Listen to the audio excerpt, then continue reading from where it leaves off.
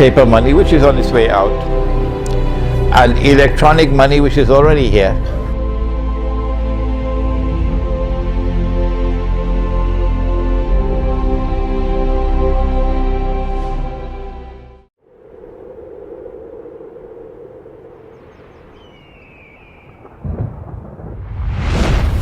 That we can overturn it and replace it with dinar and dirham.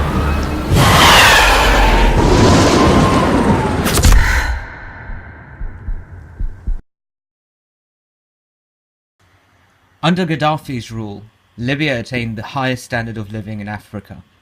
It was the only debt-free country in Africa. He raised the literacy rate from 20% to 83%. He built one of the finest free healthcare systems in the world, therefore raising the life expectancy from 45 to 75 years old. Gaddafi gave women full access to education and employment and enabled women to serve in armed forces. Gaddafi provided to its citizens what is denied to many Americans or Europeans: free public health care, free education. If you don't believe me, check out the WHO and UNESCO data. Nelson Mandela called Muammar Gaddafi one of the 20th century's greatest freedom fighter. The foreign powers conspired to murder Gaddafi. He was targeted by the CIA, France and the UK since the 1970s. He was an enemy of the Dajjal system, an influential enemy, and had to be taken out.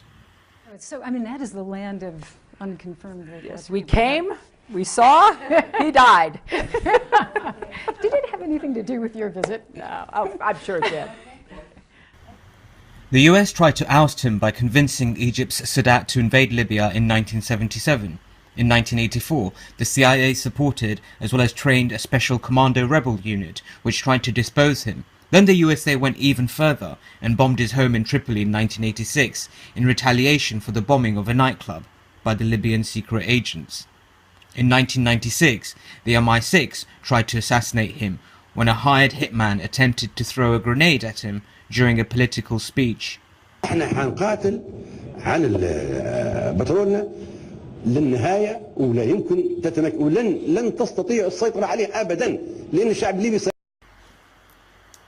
2011 uprising was initiated and supported by Saudi Arabia, United Arab Emirates and Qatar. May Allah trap those leaders of those countries with the storm of Ad.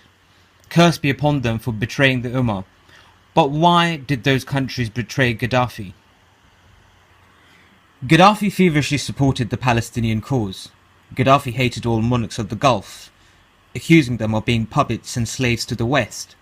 Gaddafi supported anti-Zionist, Pan-Africanist and black civil rights movements.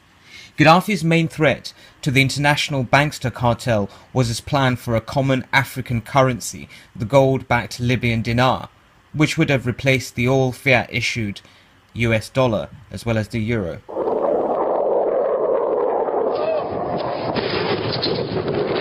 According to some, it's about protecting civilians. And our resolve is clear. The people of Libya must be protected. Others say it's about oil. The only reason they're interested with Libya is about the oil. You think we'd be in Iraq if the major export there was broccoli? But some are convinced intervention in Libya is all about currency, specifically Gaddafi's plan to introduce the gold dinar, a single African currency made from gold, a true sharing of the wealth.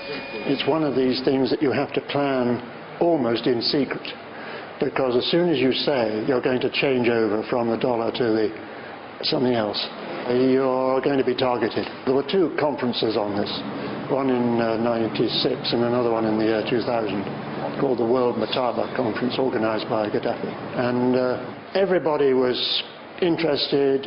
I think most countries in Africa were keen. Gaddafi didn't give up. In the months leading up to the military intervention, he called on African and Muslim nations to join together to create this new currency that would rival the dollar and euro. They would sell oil and other resources around the world only for gold dinars. It's an idea that would shift the economic balance of the world. Countries' wealth would depend on how much gold they have, not how many dollars they trade. And Libya has 144 tons of gold.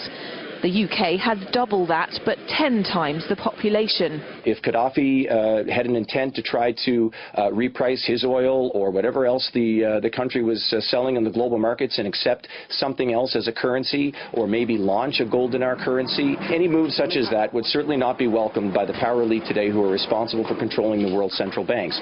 So yes, that would certainly be something that would cause his immediate dismissal and the need for other reasons to be brought forth for removing him from power. It's happened before. In 2000, Saddam Hussein announced Iraqi oil would be traded in euros, not dollars. Sanctions and an invasion followed. Some say because the Americans were desperate to prevent OPEC from transferring oil trading in all its member countries to the euro. A gold dinar would have had serious consequences for the world financial system, but may also have empowered the people of Africa, something black activists say the US wants to avoid at all costs. Gaddafi wrote the Green Book. His political philosophy advocates more political authorities to the people and masses, free healthcare, housing and education, equal rights to women and blacks, freeing them from being slaves to the corporate elites, foreign powers, bankers, and the political establishment. So, people, instead of being slaves to huge multinationals, they could form their own worker cooperatives and own their own houses and cars without massive debt. Most of the money in our economy is created by banks in the form of bank deposits, the numbers that appear in your account. Banks create new money out of thin air whenever they make loans. 97% of the money in the economy today is created by banks, whilst just 3% is created by the government. Banks can create money through the accounting they use when they make loans, the numbers that you see when you check your account balances. They're just account entries in the bank's computer, that's all. Every new loan that a bank makes creates new money. While this is often hard to believe at first, but it's common knowledge to the people that manage the banking system. The money in circulation today has no intrinsic value. For a just system, look at the Sunnah of the Prophet Muhammad, peace be upon him.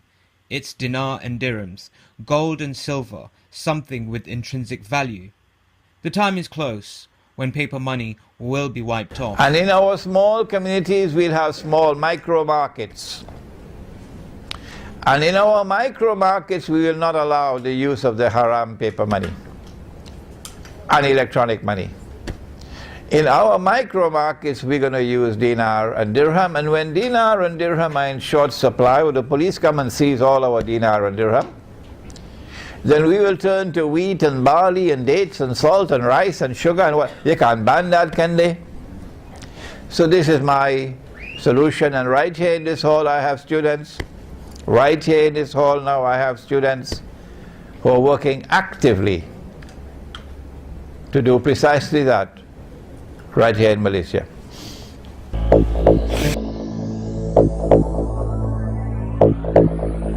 يلي لا تتصدقونا في الظلام من أنتم؟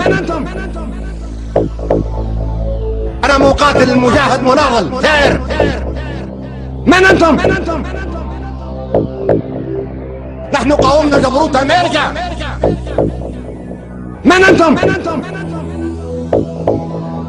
تصفقوا لي سيادكم الأمريكان يخدمون الشيطان قد تندمون يوم لا ينفع الندم أنتم تواجهون صخرة صماء صخرة صلبة دقت ساعة العمل دقت ساعة الزحف دقت ساعة الانتصار